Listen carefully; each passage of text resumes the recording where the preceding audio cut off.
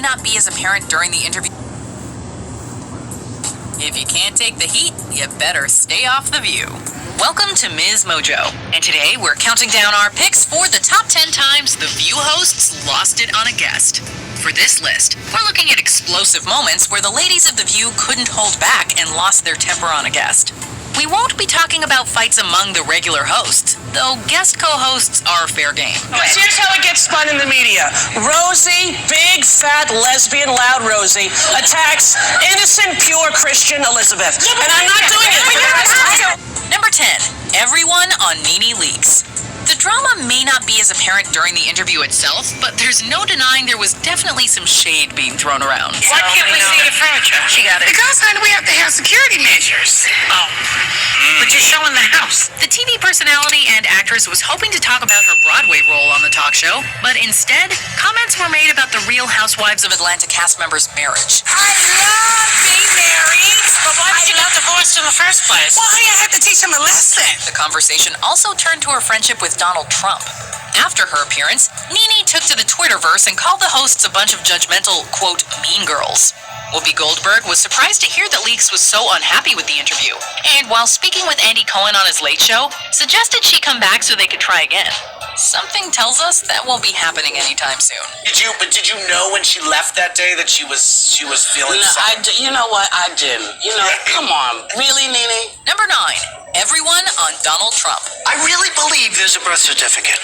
Why, look, she's smiling. Why doesn't he show his birth certificate? And you know what? I wish he would. Before he became the President of the United States, Donald Trump was a huge critic of Barack Obama. His most infamous gripe with the former POTUS was on the question of his citizenship, and Trump constantly demanded to see his birth certificate.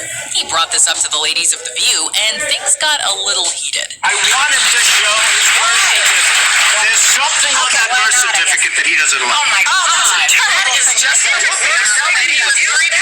I love you. I'm telling you. At one point, everyone was talking at once, but Whoopi ended the chaos by calling it, quote, the biggest pile of dog mess she'd heard in ages. Surprisingly, the interview finished on a pretty positive note, with Trump and Barbara Walters hugging it out. You're a great character. You're a great friend of ours. We don't know whether you should be president, but we do know that you will enjoy watching. But you do admit I'd be a great president. Number 8, Barbara Walters and Whoopi Goldberg on Glenn Beck.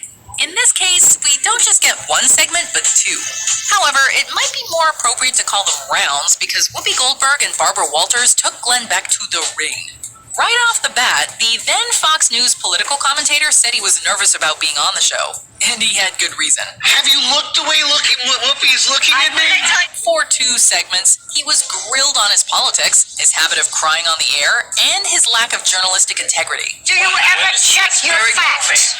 But you were wrong here.